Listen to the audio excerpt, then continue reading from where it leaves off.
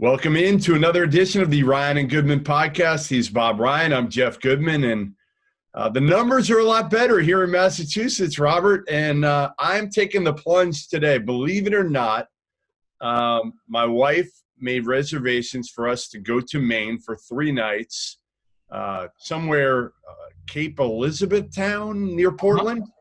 Yeah. I assume you've been there at some point, right? I've heard of it. I haven't been there specifically, but I've been through, that Portland area enough. Yeah.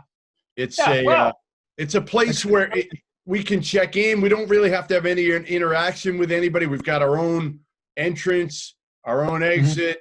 I didn't know what to do, but honestly, I've been going stir crazy in my own house for this long that I feel like I need something different, something new. Tell me I'm not crazy to do this. We're all antsy in different ways, and I've been just thinking about all kinds of stuff. Yeah, I did have to make a quickie overnight trip to Maine last week for nothing. Well, I wouldn't call it an emergency, but it was an SOS trip, and overnight I interacted with nobody, other than my wife and her friend that she's staying with.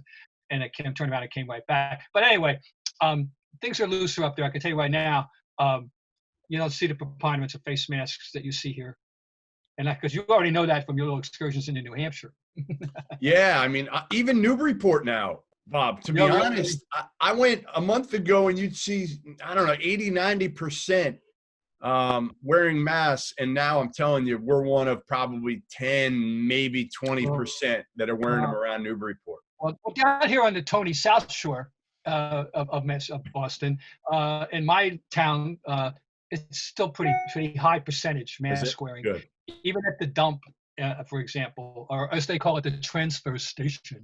But those who have been in the town longer than 10 years still refer to it, and will always refer to it as the dump, not the transfer station. But you know how that goes.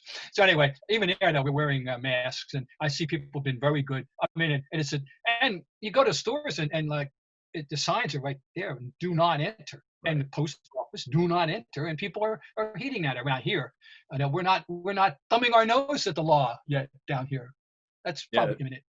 So my bigger question will be, do we do an outdoor restaurant in Portland, Maine while we're there? That's a big one.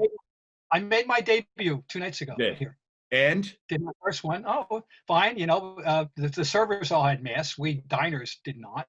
It was spaced properly. It was adhering to the rules. And I'll be going to a couple. I'll be doing that now with some semi-regularity while I'm living this bachelor existence here. My wife is up in Maine, but last night, I didn't do it last night. It was too damn cold. Seriously. Yeah, that's a problem. Thursday is supposed to be great. 80, that's my kind of day. Thursday should be a perfect night for outdoor dining. I'm targeting that. So you'll be doing a solo meal on Thursday night somewhere? Yeah. And I'm going out tomorrow night with my daughter, but who's back. Thank God, she's back working. Her job has been restored, and that's really good news for her and for everybody. So that's good. So anyway, I will be doing some outdoor dining. Yes. All right. So here's my bigger dilemma. Here's another dilemma that I've got. I need your advice on this one. Slow pitch softball, Bob. We're starting up in 2 weeks, I guess. Yeah. I mean, I think there's even preseason games probably this week. I'm not playing in those. But how concerned should I be about slow pitch softball? Should I play? Should I not play? Well, first of all, are they planning on wearing masks? I doubt it. I can't imagine. How you got it? You're not going to be able to social distance. I mean, Dr. Fauci would not approve. That's all I'm going to say. I'm not going to be judgmental. Seriously, I'm not going to try to be ridiculous. And I'm taking heed. I'm just taking it all in. The numbers about fatalities from this so skew so heavily to the elderly and because I'm in the elderly category, but I'm not in the ultra elderly. I couldn't play in this St. Petersburg softball league yet. Let's just put it that way. I started at 75, and you know that, right? And the extremely obese, and thank God I don't fit into that category. But Yeah, I don't know though. You guys are gonna. I mean, social distancing is impossible. Yeah, for the most part, right? I mean, I guess you can. You go up the bat. You're next to the catcher. Your Well, the teammates catcher aren't. can sit. The catcher Oh, can go back probably. Right. it's soft. Right. You hear Exactly.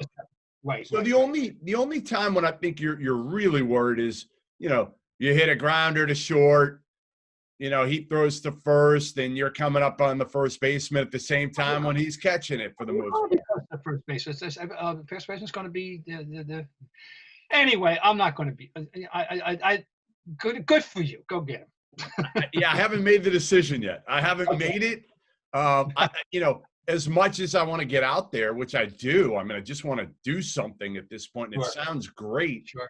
Yeah, there is some kind of trepidation on the fact of doing it, but I think we're all at a point where we're making decisions, right? You've got to make decisions to step forward. And what are those and how far do we go? And, my dad, God bless his soul, he's 74-ish. No, he's older than that. I think he's 7. I don't know. I can't keep up. He's older than that. He works at a mom and pop shoe store down the Cape. And he retired, I don't know, going back 6-7 years ago and couldn't do it. So he's making like $12 an hour at a mom and pop shoe store. And he wants to go back to work right now. And his problem is he's so social, Bob.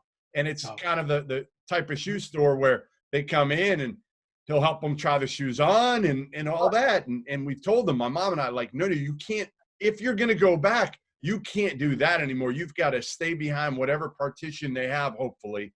And all you can do is check them out, say hello to them. That's fine. But I don't know if he can remember that. I hope he exercises proper judgment. That's all I can say. I hope he does too. I hope he does too. What else you got going on? Anything else in bachelorhood right now? No. I'm working on a project that I don't want to reveal yet because it's not fulfilling. It's not, but I'm so I've been engaged in that, and but I'm fine. I'm still reading, and I'm reading a really a tough one now. Tough in that it's so laden with names and places, and it's one of those books where, oh yeah, with this name now I got to go back 2 pages. Oh yeah, that's one those are frustrating. Yeah, and I haven't read a book that has challenged me to do that in a while. Really? I read like 7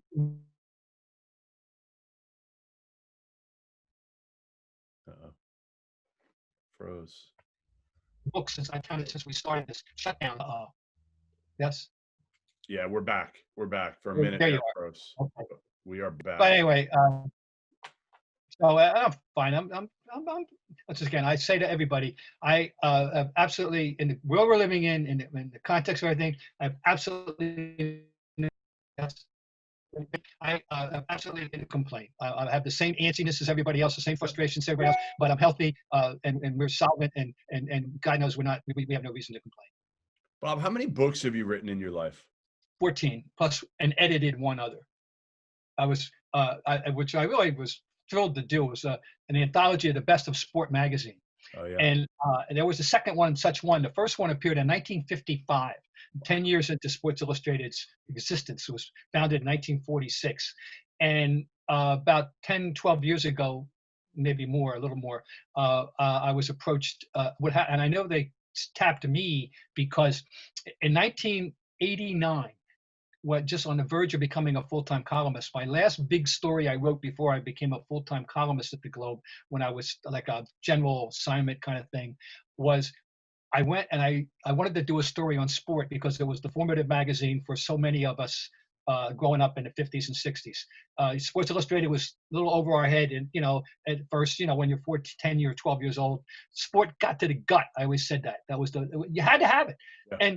And I was a faithful subscriber. Well, I wanted to convey this, and I happen to have 136 back issues of Sport magazine. I think I counted one day, including the original one in 1946 with Joe DiMaggio and Little Joe on the cover. And I read every word of every issue in a specific year. I think it was 1959 or 60.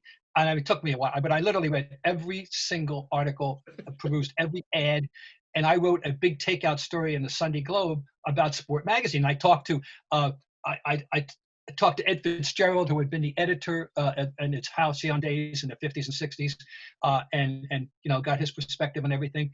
And anyway, well, these people who bought the magazine when it was finally sold, it was a Canadian group. They got a hold of me about in mid 2000s and asked me if I would be interested in being an editor to put out an anthology and select the best of sport, and I did. And that was a hey, it was fun, but the responsibility, and you want, and to pick and choose, you can imagine, it was great. But so anyway, that's my one editing thing, the only thing I've ever done of that nature. But 14 books, 3 of them are as told tos with Celtic, John Havlicek, Bob Cousy, and Larry, and the rest. Are those the easiest ones? Are those the easiest ones to write? Just No, because no, they're the nightmare ones. Why? First of all, the physical work involved with the transcriptions. Thank God, my mother was a world-class secretary. I mean, she was fantastic. She transcribed all the tapes from the Cousy book and the Havlicek book. And did you pay her? Did you pay her any money? I believe me, I offered to, but she didn't. I was the only little boy. You know how it goes. I was the only child. And but if otherwise you're gonna have to get somebody to pay to do that stuff, and then you're trying to get as much verbatim as possible, and you got to retain that subject's voice, the voice, and and I got 3 different people here: John Havlicek, Bob Cousy, and who was kind of the easiest to work with because he wrote so much out himself that you didn't even have to do anything but just copy. Really? He had a higher percentage of absolute positive verbatim than the other 2, but the other 2, you spend time with them, in each case a week. Havlicek was in Columbus, Ohio. We literally, Jeff, sat on the banks of the Olentangy.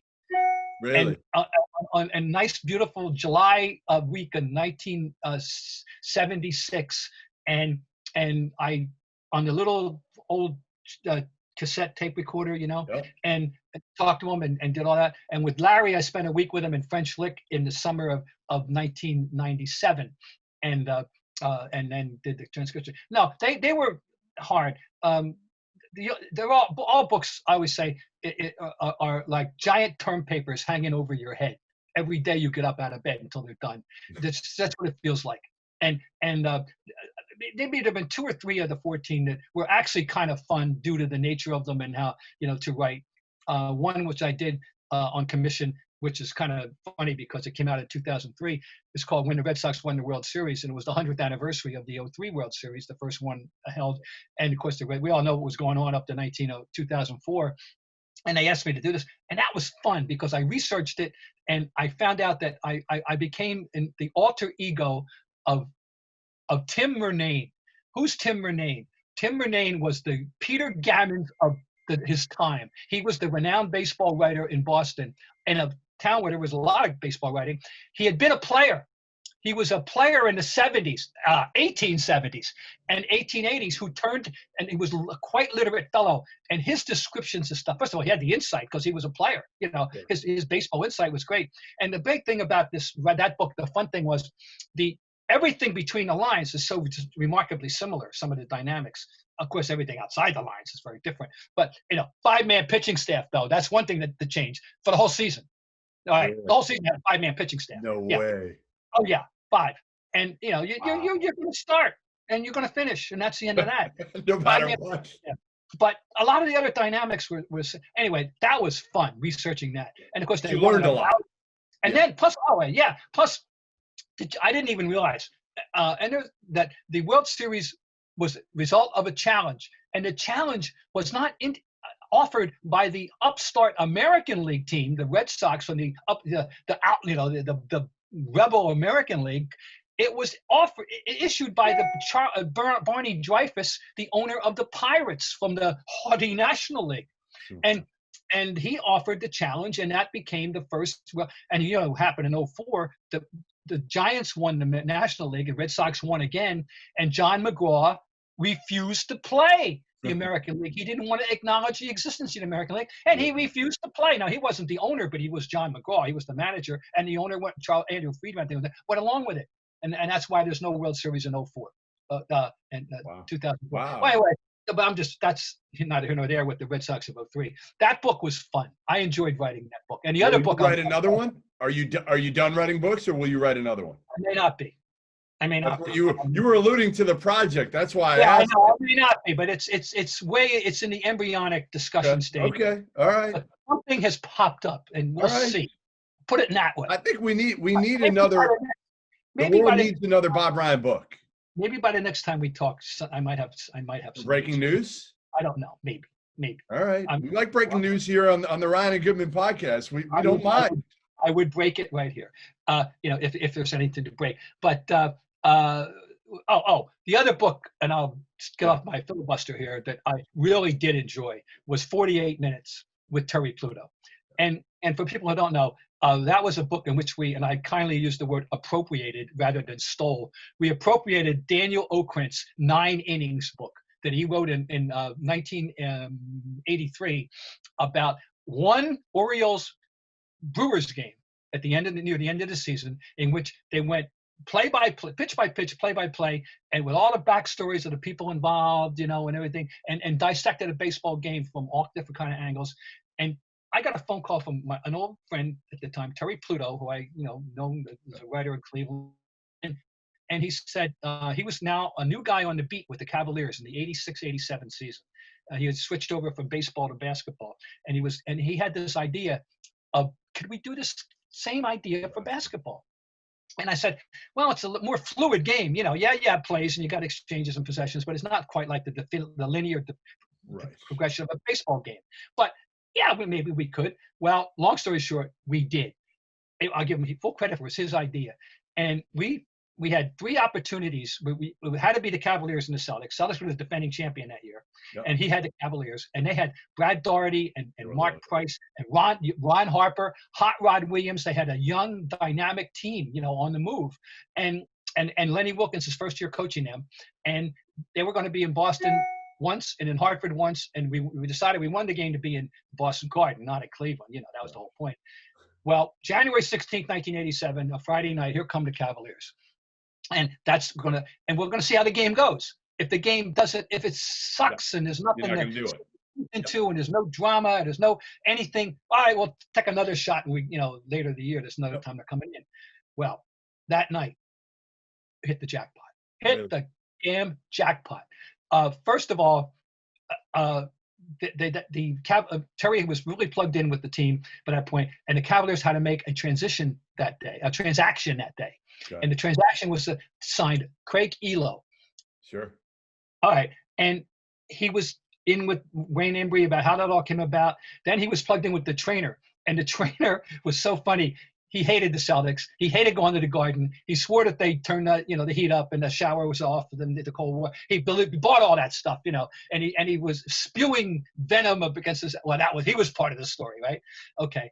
And for my part, I got the defending champion Celtics. I got Bird at his peak. I got McHale in the midst of his greatest season until he got hurt. His absolute greatest season. And they're kicking butt in January of '87, and it's great. Long story short, we get an overtime game because the Cavaliers played their ass off in this game, and they got benefit of a crucial late bogus call by a rookie ref. But the other ref in the game was Earl Strom, the ultimate frontier justice referee. So we had those 2 things going on. And the game was just wonderful. It was a great. So it was so easy and much fun to work off. And the way we did it, first of all, we each were working. We each covered the game for our papers. Yep. We each got a tape of the game and watched the game ourselves and wrote down every single play that we, in our running sheets. We each took it to. He took it to. And we sat down and watched the whole game with Lenny Wilkins for him to tell him what was going on from their perspective. Yep. I sat down with Jimmy Rogers, the assistant coach, watch the game from his perspective and telling me what's going on. Why not KC? Because frankly, KC wasn't analytical. KC was about he wouldn't have been as good. I knew Jimmy was so scholarly about it. He would be. KC was all about people relations, great players. He wasn't about X's and O's. Right. He just wasn't. And I knew he wasn't going to be as good. But you know what he did do? He's such a nice man. And he didn't even feel offended I didn't ask him. Yeah. Because he invited me and I sat in the locker room for the pregame meeting. Really? He let you? Yes. Wow. And so that was I never, honestly, I was You in had the all locker. that. Right. You had all that going into it.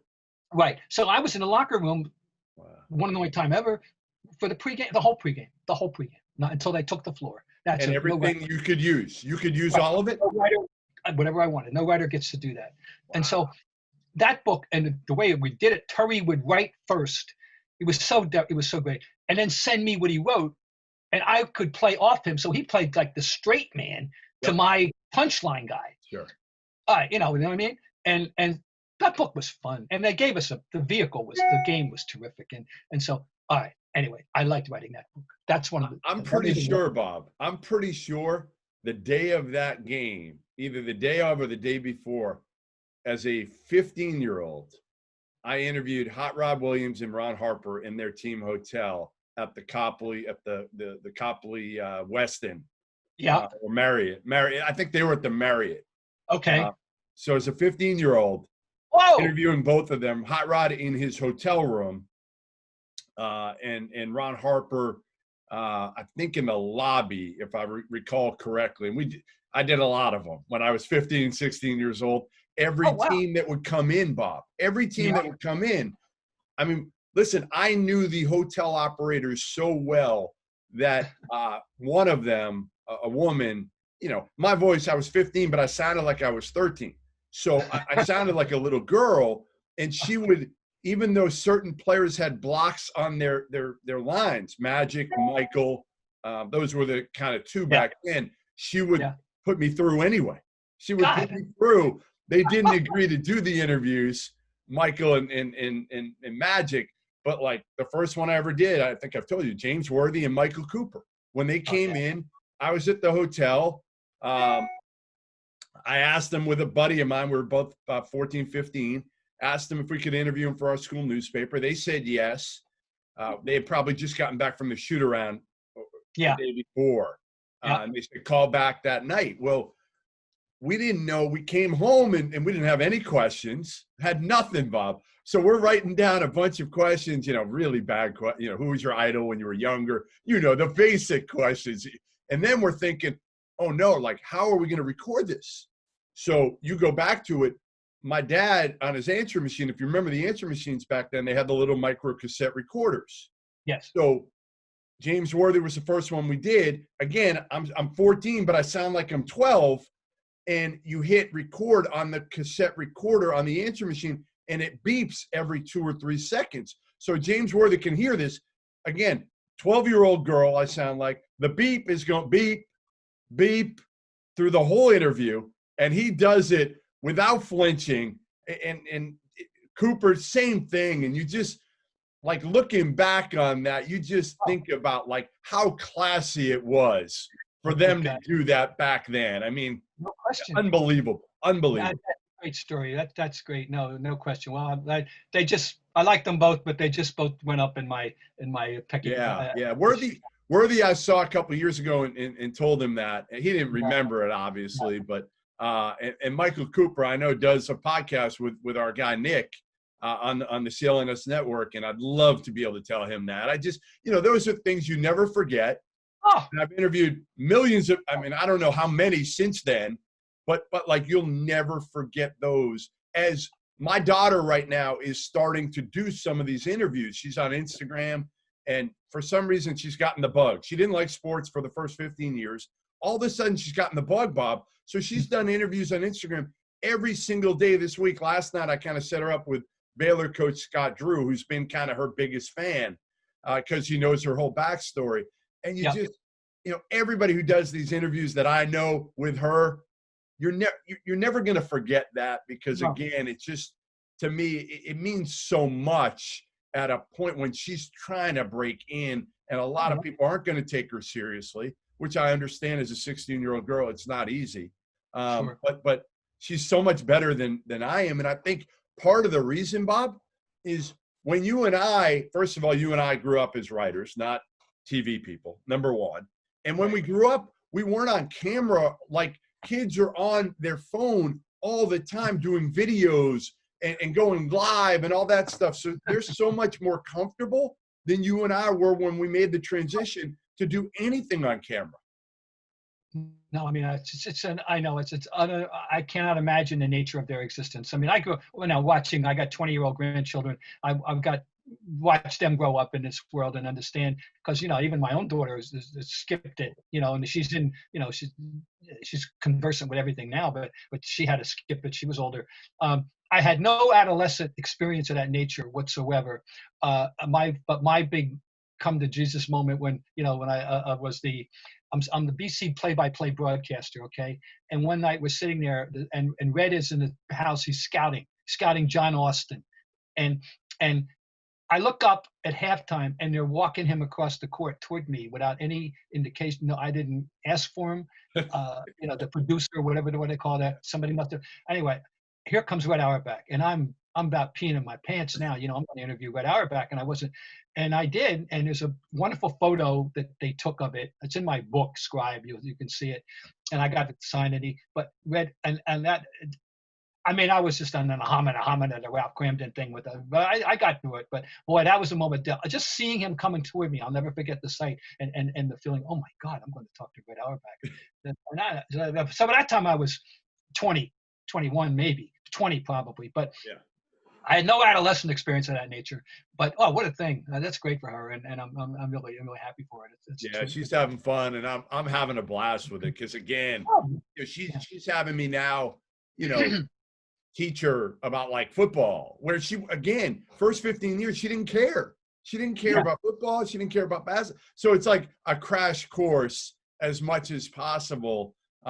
But it's an absolute blast. I mean, an absolute blast. So it's been great. That's great. All right, let's move on to. I think there's two topics that we can kind of go through here, and I think number one goes back to last weekend's call that 80 NBA players had about their hesitation about restarting the season, and it was led by Kyrie Irving. I actually wasn't on it, but I heard a lot of it. Bob. Mm-hmm. And Kyrie was vocal. Chris Paul was vocal. Dwight Howard was on there. C.J. McCollum was on there. LeBron was not on there, which is a surprise.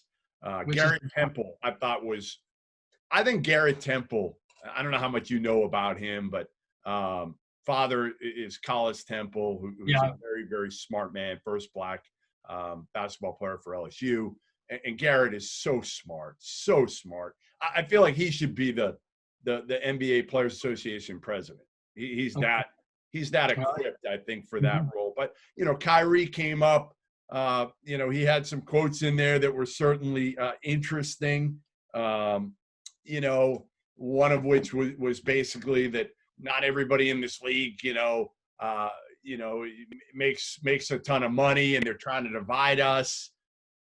I understand it. I get it. I heard Damian Lillard talk about it yesterday, that they don't want to take the focus away from impacting change right now. And they almost feel like if they're playing basketball, a lot of the black players, that they are kind of taking away from their platform to create and sustain change with everything that's happened with George Floyd and some of the other issues that have arisen.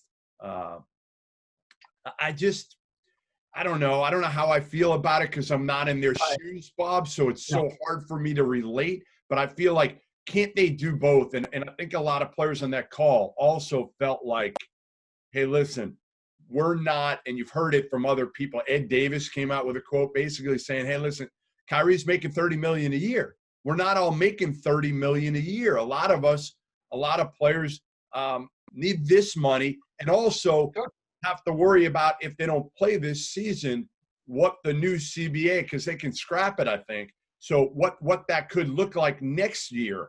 And one of the players, I couldn't tell who it was by their voice on the call, but one of them made it clear on that, is Donovan Mitchell said he was worried about getting hurt.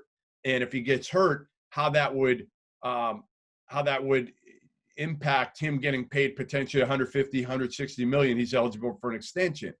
And somebody said, well, Donovan, here's the deal. If we don't play at all, you're not getting that 150 million. So I think they're I don't see that there is an inherent contradiction between their continued pursuit of the cause and playing. In fact, they would have a platform available better to play if they're playing. It seems to me. I'd like to know what concretely what would you be doing if you don't play to further the cause? What group? What would be your specific? We need to have, if you're going to go down that road, then tell us what you're planning on doing that would preclude you from playing.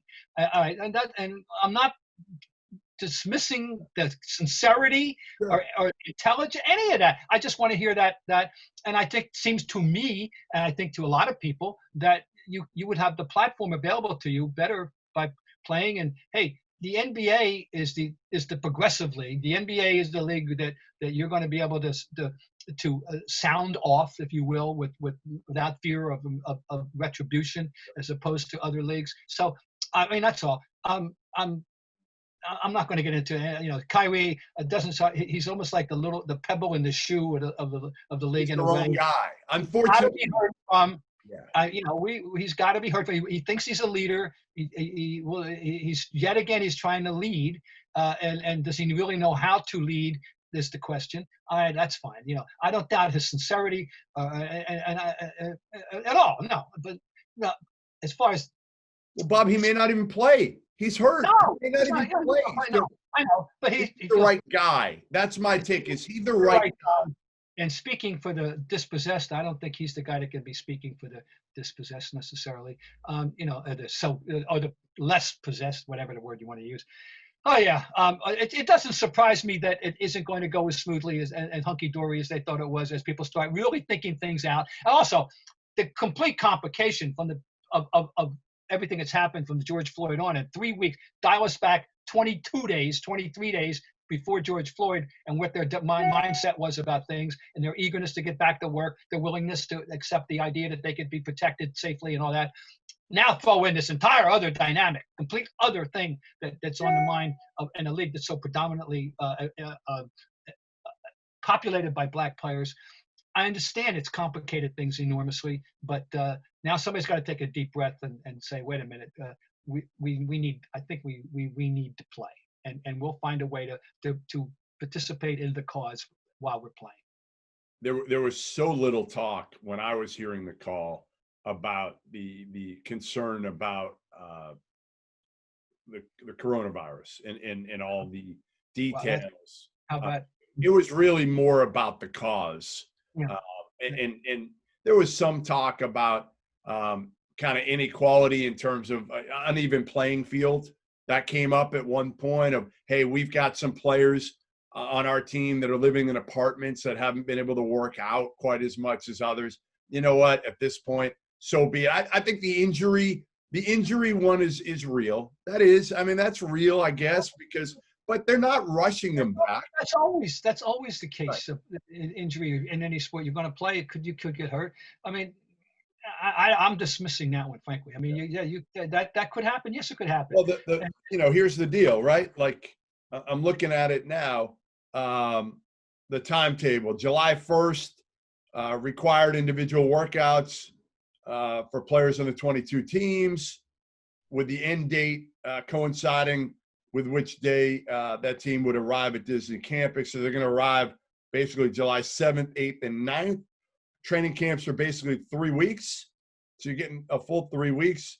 And then it looks like the scrimmages start July 21st, and the season starts July 30th through August 14th. So they get 3 full weeks for the most part for training camp. That's probably more than they get when they start. It is. Right?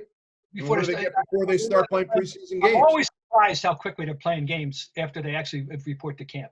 I'm always surprised. It's like 8-9 days where boom. No, that's not going. That's sufficient. And presumably they're doing their best to stay in shape, and they have an they have kind of sort of an inherent obligation to try to stay in shape the best they can, and they can all do something. So even they went up and down a staircase, they can do something. So anyway, that's reasonable. That's all. That's reasonable. Do you think we're gonna see some big name players say out of those 22 teams, I'm not playing? Do you think it's gonna come down to that? I still come down to it's the guys on the the superfluous teams that shouldn't even be there because so I'm just throwing a name out because of the stature of the player, and I've always liked them. Devin Booker, Yeah. what's in it? What's in it for him? Very little. You know, Bradley Beal. Bradley Beal is the same. Bradley Beal. What's in it for them? I mean, no, it's silly. I mean, and this is what the mistake is, and I guess it's not going to be rectified. And I wouldn't be shocked, and if we've already heard 10, 12 days ago, we heard or 2 weeks from from Lillard about it. He was the first voice that I recall reading expressing concern, dissatisfaction with the idea on a team that is not one of the playoff teams. Right now, I can see somebody. Yeah, I wouldn't be surprised, but it won't mess up the whole works. But and I think they have to prepare for that. I think that the commissioner and people in power have to prepare for that. It's going to happen. The players need to be. The one thing that I noticed in the call was just kind of everybody stating their case, but not really. It was more of kind of an ideas. Carmelo was pretty vocal as well. Yeah. Another one. I think it was just everybody kind of throwing out their thoughts as much as anything, but you wonder if they will get organized. And that's going to be the key. And you'll wonder again if the big name older guys agree with, obviously LeBron wants to win a title. We know that. In particular, I would think that LeBron, you just hit it. I would think that LeBron James very much wants the season to be resumed, very much wants to pursue this championship, very much, and has to be heard from. And I think that would be as Tony Soprano would say, then it would be end of story.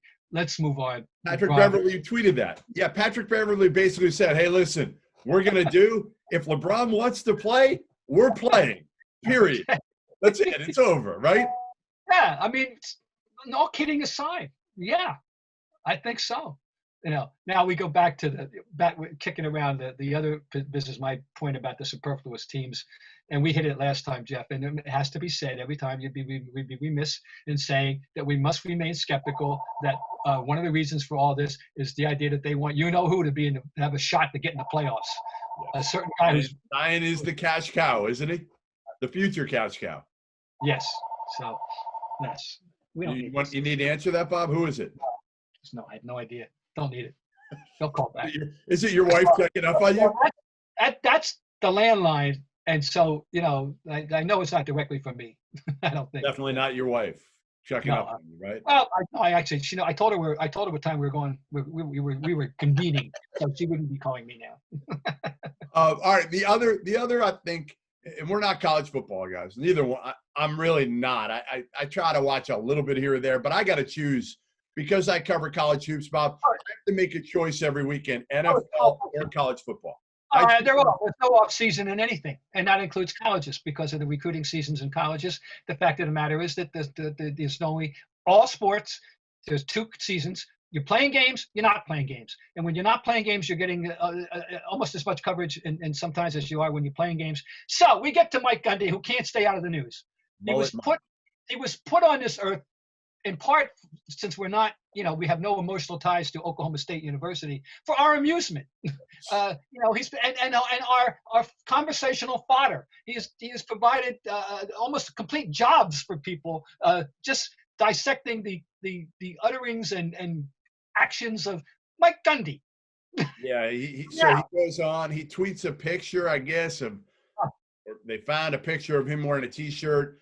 One American News Network, OAN, which basically is a right-wing network that has at times degraded Black Lives Matter in the entire movement. So in turn, after that surfaces, his star running back, and correct me if I don't know if I have his first name right. Is it Chuba Hubbard? Might be Chuba Hubbard. I don't know. I should know the answer. I don't. Yeah, I tried too, but Hubbard, I know, Mr. Hubbard. Anyway, he tweets, basically, this is unacceptable. It's insensitive. I won't stand for this. And I think his quote was, I will not be doing anything with Oklahoma State until this changes. Well, something changed quickly, Bob, because after that, we saw a video surface with Gundy and Hubbard together in which Gundy didn't really apologize. He never kind of said, I'm sorry, but somehow Hubbard did. And he had nothing to be sorry about. He had nothing to apologize about, but he's the one who apologizes. I say Mike Gundy, honestly, maybe it's too harsh right now. But how do you – I was going to say should be suspended or fired. But my bigger thing is how if you are a black player, which he's got probably, if you added up, 50% on that team. Yeah, sure. How are you playing for this clown, Bob? I would not be one. I would not want to if I were him. I mean, it's just there's no accident. That's not an accident. Oh, I didn't know what I was wearing. You can't. He's not going to sell that one to me. So it is an amazingly insensitive thing to do in the context of who he is. You know, amazingly insensitive, or I don't know if it's insensitive or if it's deliberate act, it's insensitive, or is it just possibly stupid? It's hard for me to believe he didn't know exactly what he was doing or wearing that particular shirt. So I don't know. The answer is I don't know. I know if I were one of those young men, I would not want to play for him at all. You wonder how is he worth it to Oklahoma State? Is he that good a coach? You know, there's other people out there you can find. Good. I'd have to look at his resume, but I don't think it's that good, Bob, to where, you know, if this were an elite coach, you would have no choice, right? Think about very good. I mean, I'm not. But I mean, the point is, there's other coaches. Yeah, he was 8-5 last year, 7-6 the year before. They went to like 2 average bowls. Before that, he had a run of 3 straight years where he was 10-3. But you know, last year they didn't finish ranked. Either of the last 2 years, they weren't ranked in the in the final poll. They didn't win a lot of games. So what are you doing? If you're Mike Holder, the athletic director, don't you just say? But obviously, the problem ultimately is what? The money people at Oklahoma State, obviously, like Mike Gundy. A big money guy passed away. Yes. T-Boom. Right. I mean, there was probably nobody in America that did more specifically for one school other than perhaps Phil Knight for Oregon. Yeah. Then I would say we'll give him this gold medal, but T-Boom Pickett's got the silver medal for individual philanthropy for an athletic program at a school until before he passed. Anyway, and they don't need this headache now. They got enough problems with basketball, right? Yeah. Oklahoma State does. And you've got a black head coach in basketball, Mike Boynton. Not need this. And Mike is very, very outspoken. I had him on my podcast a couple of weeks ago talking about everything that happened after they got penalized with their postseason ban. So you wonder how Mike Boynton, how the basketball players feel about this. You know who could get this done? You know who could get Mike Gundy probably fired? If Cade Cunningham right now said, I will come to Oklahoma State and play basketball if Mike Gundy is not the football coach. I wonder what they do then. That would be interesting, wouldn't it? Right? I mean, that would be very. It's unlikely to happen, but boy, that would be interesting. Sure. No, but Mike. As I said, Mike Van Gundy. I had enough of Mike Van Gundy. Mike Van Gundy. I like the Van Gundy brothers. Let me go on record as saying I'm a fan of both of them. Okay, Mike Gundy. I think his time is up. That's his expiration date. I'm putting the extra stamp on it. Yeah, I'm with you. I mean, I feel bad. I feel bad that Hubbard had to do that video because he didn't want to. But I mean, that's like one of those hostage videos or something. I mean, come on, there's something we need to know how that came about. Yeah, I don't understand that. I feel bad because I think ultimately he wasn't wrong in what he tweeted about how insensitive. Especially with everything going on lately, I just can't believe Mike Gundy could be that stupid to wear that. Again, but unless he's so fervently committed, either he's stupid or doesn't care to the cause. Okay, fine. He can be fervently committed to that ideology, and if he can then present himself as a leader to young African American men, amazing. Okay, that's their call then. Right. Good luck to you. Good luck to you coaching a bunch of black players who aren't going to respect you. And that's part of the thing. If you don't have their respect, they're not going to play hard for you. If they don't play hard for you, you're not going to win any games. So you're going to be gone anyway. But Oklahoma State not a good moment in history for them. They got to Bad few weeks. They got to sort. No doubt. Well, listen, I'm off to Maine, so I'm going to have to cut this now, and I'll let you know how that goes next week. By the way, you'll know you're in Maine when you see the sign that says "Beware of moose on the roadway," which you will see about 6 miles once you cross over the bridge on the Piscataqua River at Kittery, and about 6 miles up the road on the right-hand side, you'll see the first "Beware of moose on the roadway" signs. Then you'll know, by golly, you've reached Maine. Listen, if I can have my lobster roll outside this week, I will be ecstatic, Bob. That'll give me a little bit of a sense of normalcy. Okay, well, you'll be able to. We all need, right? Have a great time. Thanks, Bob. Appreciate it. Be safe, and we'll talk next week. So long.